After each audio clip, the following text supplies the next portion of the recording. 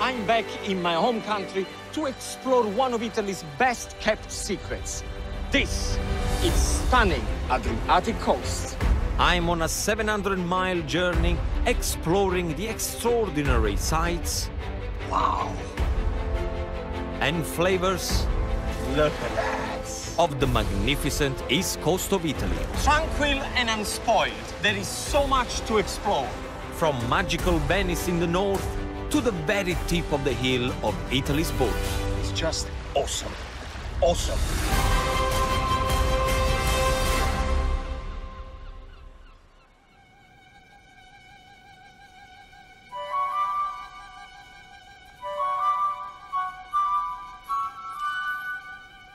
I am 200 miles into my Adriatic road trip, and I'm driving through a national park with a landscape so special it has protected status. This is one of the Adriatic's and Italy's best-kept secrets, the Conero Riviera.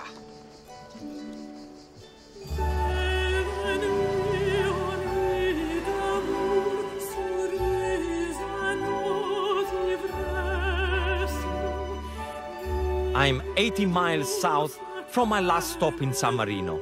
This coastal paradise stretches for 22 miles and centers around the magnificent Mount Conero, the only mountain on the Adriatic that rises straight from the sea. This limestone peak has created the white pebble beaches, emerald green waters, and fertile soil of this fruit farming region. This is the part of Italy I have never visited. It's still relatively undiscovered and it's been called the New Tuscany. And like Tuscany, this area is famous for its wine. And the local specialty is called Rosso Conero. Wine has been produced on the slopes of Mount Conero since the 1500s. I'm heading to the oldest and I'm told the best vineyard in the region. Buongiorno. Benvenuto. Marco runs the Moroder Winery, a family business that dates back 300 years. It's nestled in 120 acres of glorious countryside, just a stone's throw from the Adriatic Sea. How long have you been doing this, Rosso Conero? I'm the 8th generation doing this wine in this area. 8th generation. 8th generation. And what makes this wine so special?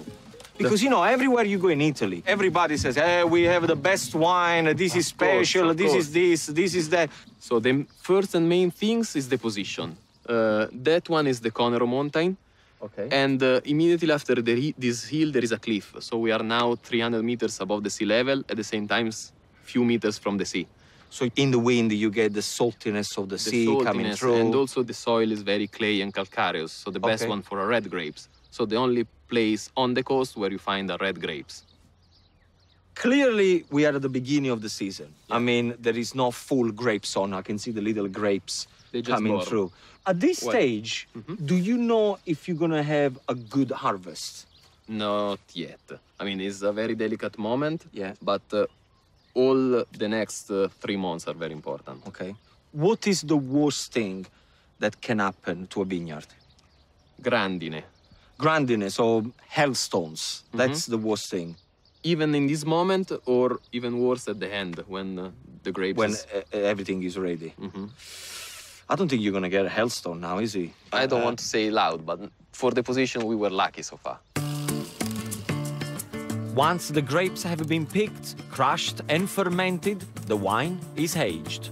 Now we go downstairs in the cellar. Down there? Yeah, down there. It's a bit dark. We let him. Oh, wow. Built by Marco's ancestors, the cellars are as old as the vineyard itself. So this is where the wine matures and all the magic happens. That's correct. Here is where we age our Conero Reserva. See, that's interesting. The amount of water coming out of the rocks. Yeah, this cave was scratched 300 years ago inside the natural rock. So The temperature is 13 degrees summer and winter, and the humidity is very, very high. And I guess that is what makes this wine so special. Keep it the same temperature. Correct, and same temperature, high humidity for maintain the oak wet. In this way, the oxygen can't get inside. How long you leave it for in the barrel? Up to 3 years. 3 years? Yeah, this is the reserve.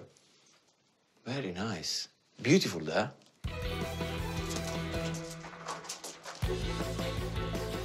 If I drink red wine, and by the way, I only like to drink red wine, for me it has to be full-bodied, it has to be strong. I want to taste the grapes. Is this the kind of wine I'm gonna taste? Definitely you can taste it. So starting from the color that you can see is quite dark, you can already understand is a oh yes, rich wine. The color is the kind of color that I like. It's like blood. Bad. I know that I'm gonna get something strong. Salute. Alla no. Salute.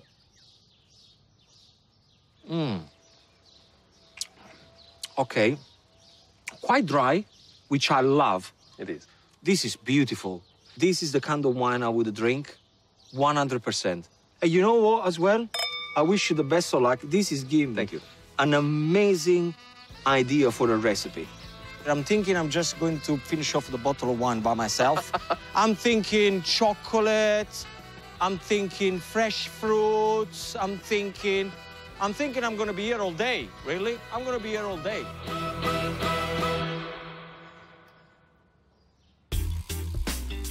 I've resisted the urge to drink it all, and I'm making Marco a simple fruit and chocolate treat that will go perfectly with his wine.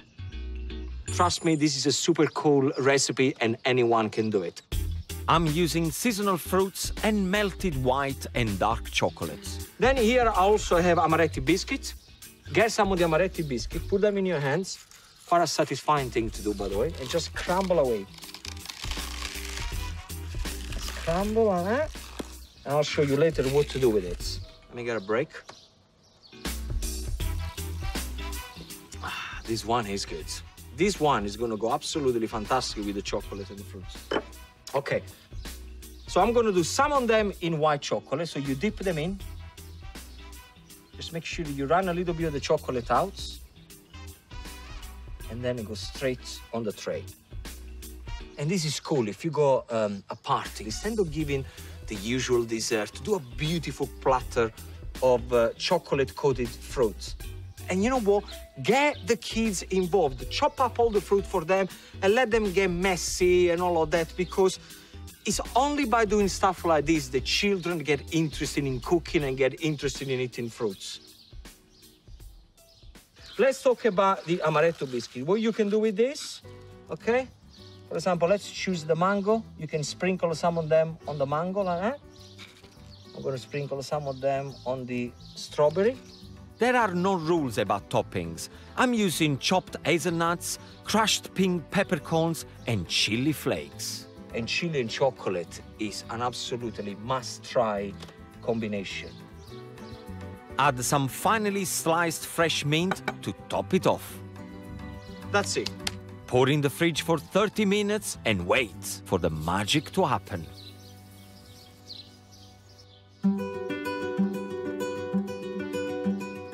There it is.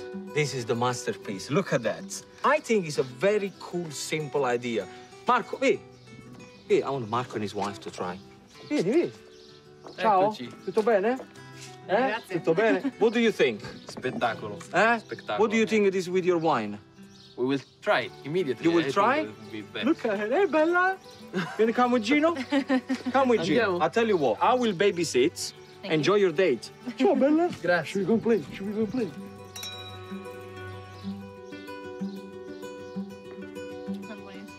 Perfetto.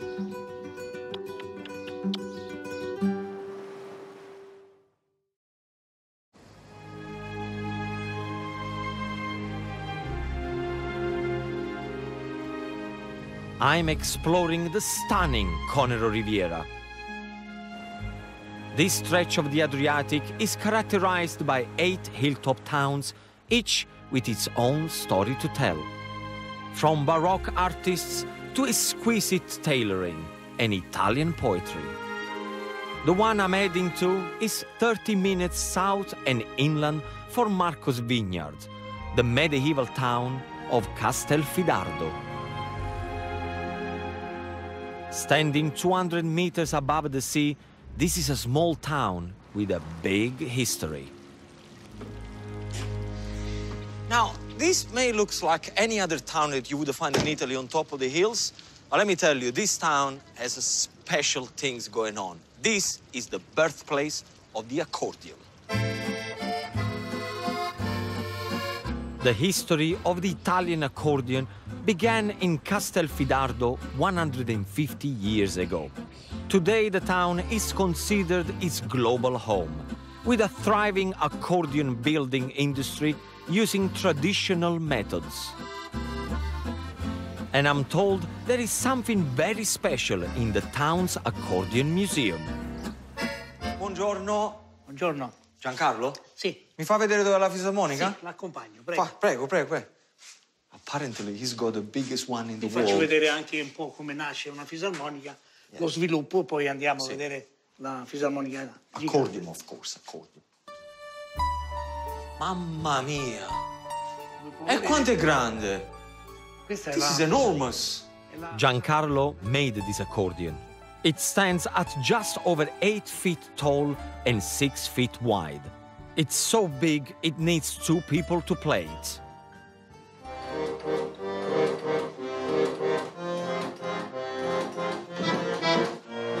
So what he's done is putting a piston inside because he won't be able to use his arms. So then he gives air to the accordion, and this is how it works.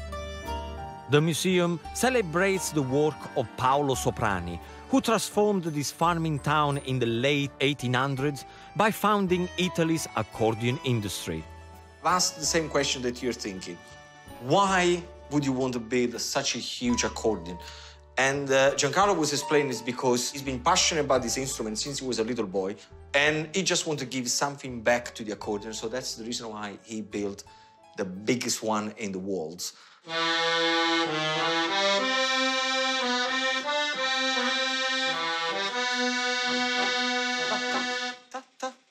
E già abbiamo finito. Solo questo pezzetto. I just asked him, can you do a longer piece? He said, no, I only know 2 or 3 chords. Fai solo un pezzettino e basta, mica. I sold it like you were the master of the accordion.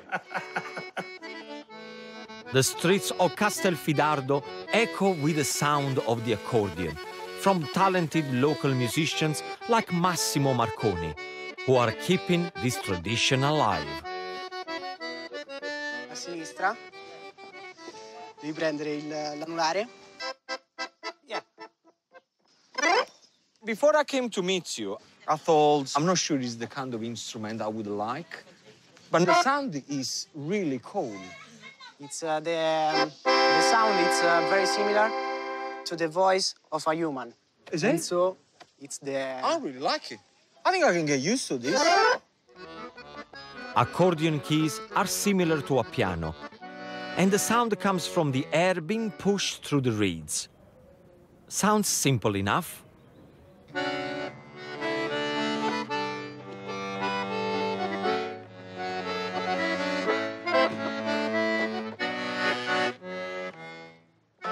Okay, I may need a bit more practice.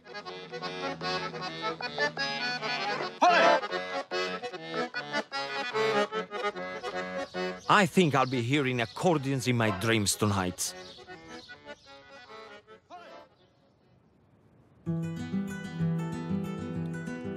I'm leaving Castelfidardo and driving 6 miles to the coastal resort of Numana. Italians holiday here in the summer to enjoy the water sports and explore the national park. The most iconic of the many hidden coves here is Two Sisters Bay, but it's only accessible by sea. So getting to one of the region's best-kept secrets, it's not going to be easy. Buongiorno. Thankfully, keen paddleboarder Carlo Newman is on hand to help. You know, I've done this maybe once when I was about 10 years old. Is it still easy? It is very easy. You haven't got a pair of armbands for me, have you? Oh, let's do this. Wobbly, eh? Are you still behind me? Where are you? I come.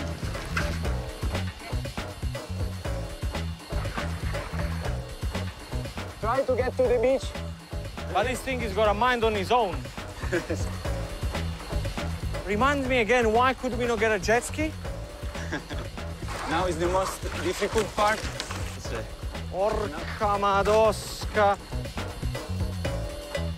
This is getting windier. Why don't you just stay here and sunbathe? No? I can't stay here and relax with you. We go for the pines. Why do we have to do all this exercise? Turns out paddleboarding is not for me. I think I'll be sticking with cooking. But luckily, there are also boat trips to Two Sisters. This is more like it.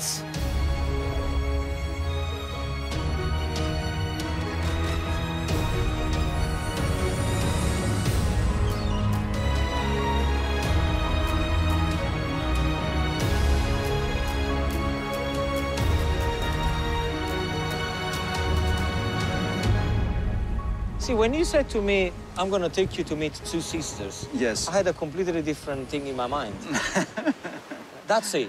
This is the Two Sisters. These are the Two Sisters, yes, not the other one. The cove is named after these two twin rocks, which rise from the crystal clear water. It has been voted one of Italy's most beautiful and unspoiled beaches. Legend has it, the rocks represent two beautiful sisters who perished at sea. So what is so special about this place? It's very quiet. You see white beaches, but the mountain is very green. The water is blue. The colors are so relaxing.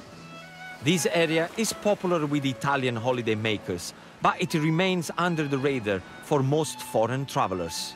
Why there are not so many tourists? The local people are a little bit jealous on this place. I see they like to preserve their little paradise, Yes. without telling everybody. You guys should come here, by the way. All right? Don't tell them that I send you. Just come here.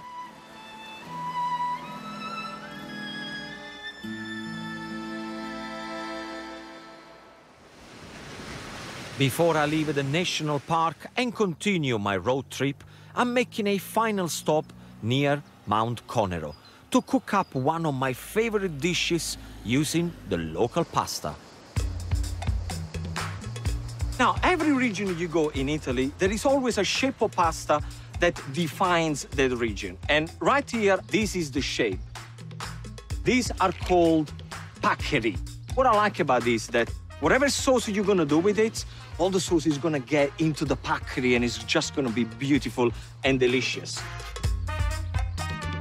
I'm making paccheri ai quattro formaggi, my twist on macaroni cheese.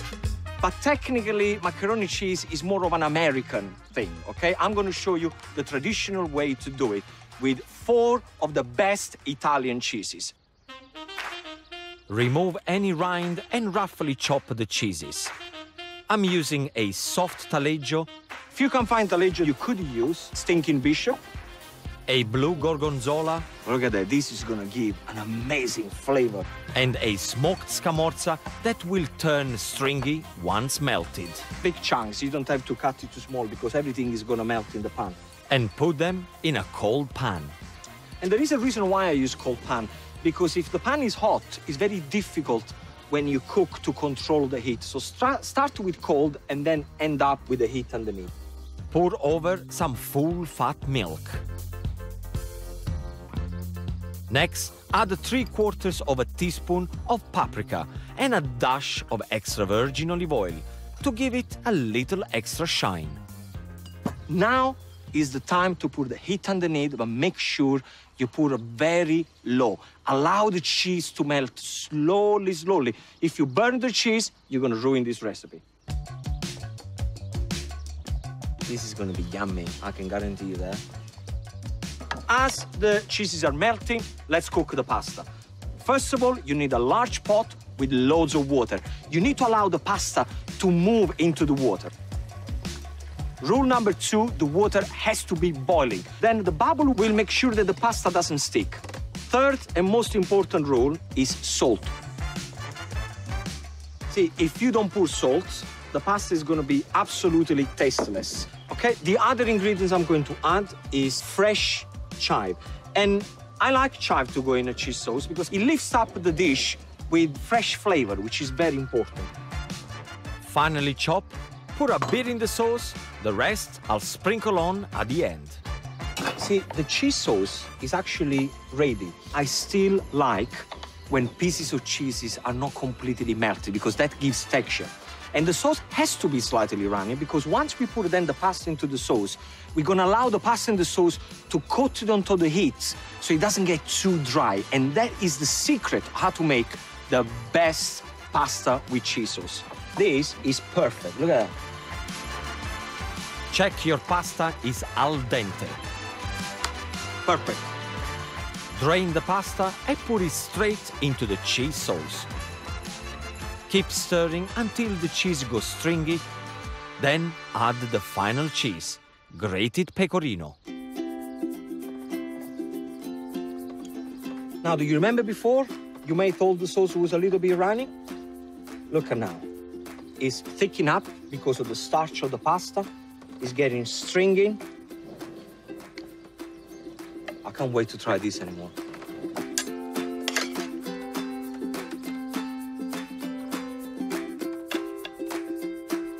Finish with chopped chives and a little more pecorino cheese.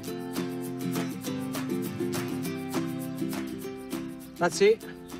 That is the way it's done.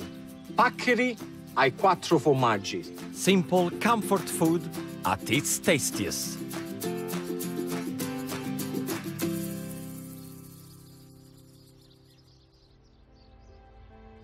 Next, I'll be leaving the mainland and taking to the skies to explore the remote Tremiti Islands.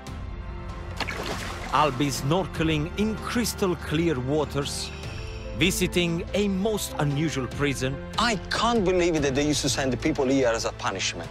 This is just paradise. And cooking up my twist on a steak dinner. Look at that. Discover the mouth-watering recipes and beautiful scenery of Italy's Adriatic coast in Ginos' sumptuous new cookbook. Or you can just check out his recipes at stv.tv/Gino. Next up, it's the last in the series of Dark Hearts, when it's time to face some home truths. And on the STV player, if you've missed last weekend's action on the X Factor, catch up ahead of this week's shows.